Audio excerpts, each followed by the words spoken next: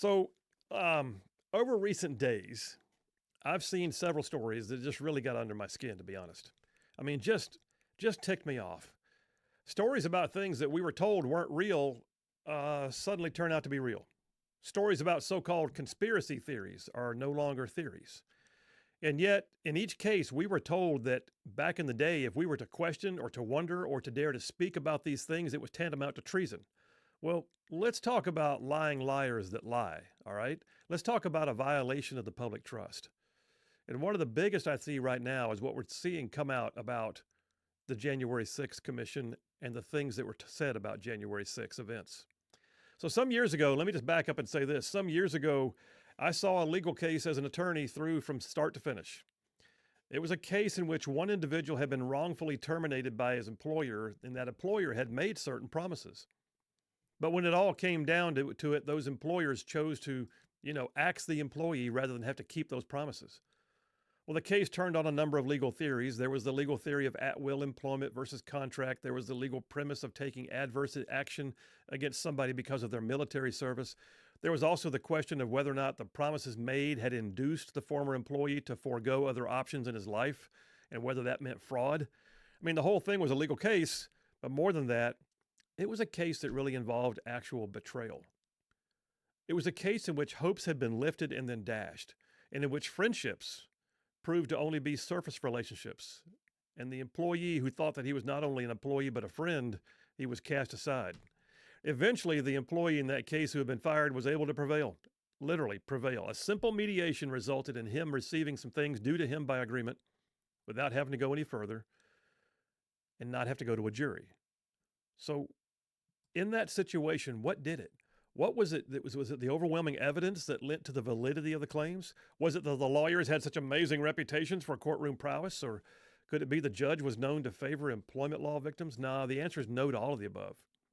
I mean, to be sure, it was a good case. The evidence was fairly strong in the terminated employee's favor. The judge was a good one, but he was also known to be fair and to evenly apply the law. The real thing that drove the case to a successful conclusion was, wait for it, shame. You heard me right. The real crushing blow to the defense, to the employer who had fired the employee, the real crushing blow to them was the realization that they might be able to argue their positions legally, but they could not make themselves look good in front of a jury. They knew that they themselves and their business and their good name would have to stand in front of a jury of their peers and try to explain with a straight face why they felt they could do the things they did. Why, even though they might have had some kind of inkling of legal authority in their favor, that they could just ignore the fact that everyone would see that they had lied to somebody. Shame is what did it. Shame is what brought them to their senses. Or at the very least, shame made them question their ability to get away with it. Shame and the sudden realization that other people were going to see through their facade. Shame made them settle the case in hopes that it would go away. You see, there's a lot to be said for allowing a little sunlight to not only expose a stain, but also kind of wash it out. It brings those matters out of the shadows and lays them bare in the hard light of day. That's what moved that case I was talking about to a successful conclusion. And what we've learned most recently in regards to the so-called January 6th insurrection is that we are finally seeing actual sunlight wash over the story that had been thrust on the American public for the last 4 years. And I think shame is finally kicking in. They realize they have no choice but to go with the truth because people are beginning to see.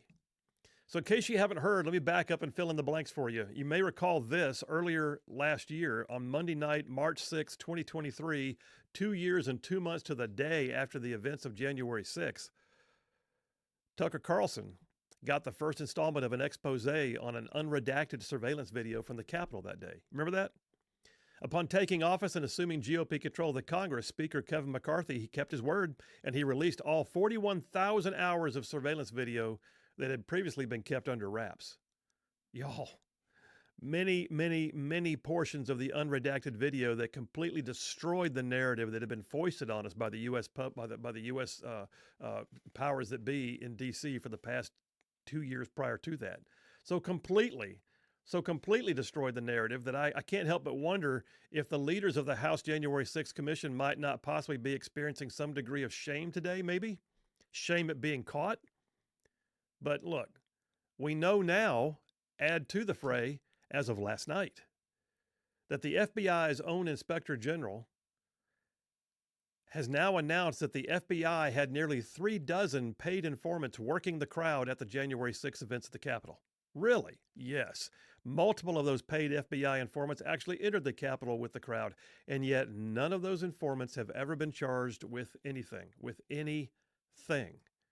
So let's get this straight. FBI Director Christopher Wray testified to Congress that his agency had no one in the crowd, but yet it was always something to wonder about. Did they really? Were there people? I don't know. Don't be a conspiracy theorist. You're an insurrection sympathizer. Well, it was true, though, all along. And the reason why we know these things now is because of the video, their video, and an IG report, their IG report. And I find it very interesting, compelling really, that 1 month after this election we just had, and 1 day after Christopher Wray announced his resignation as director of the FBI, that suddenly the truth comes out. Could it be that they knew it would come out eventually, and the shame of being discovered later made them settle the case, so to speak? Shame from knowing that the betrayal is now in the eyes of the American public? You see, shame can be a motivator. And I wonder if the members of that commission, January 6th commission, who so overwhelmingly told us of the awful and heinous attempts by armed citizens to overthrow their own government, might not feel a bit of shame now as the story disintegrates in front of their eyes. Shame from making those stories so bare and unadulterated that people have had their lives completely upended by it. There have been criminal charges and plea deals and trials all occurring that have resulted in people losing their livelihoods, their families, even their freedoms. And I wonder if anyone who perpetrated those falsehoods thought for even a second that, hey, those who have been accused might have a right to see this video that we've been hiding since it includes layer upon layer of exculpatory evidence. Or, hey, the FBI was actually in the crowd, so maybe they have some exculpatory evidence, some testimony, even if you provided it under seal to protect people. But no, they just ran with the lies. But now we can see it. Now we can see it. Make no mistake, this has been a betrayal. It is something that many of us have known in our gut, but did not have the videotape yet to prove. And we could feel the gross lies, but we couldn't lay them bare yet in the light of day.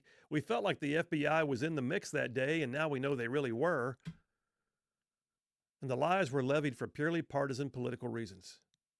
The lies were used to send people to jail for the simple purpose of propping up a narrative that violence and mayhem and insurrection were perpetrated, and yet in the bright light of day, we can now see with some kind of morbid fascination and not a little bit of disgust, as it were, as the Capitol Police in the video were opening doors and waving people in and letting them take selfies and even touring them around to show them the next hallway and how to access the House and Senate chambers.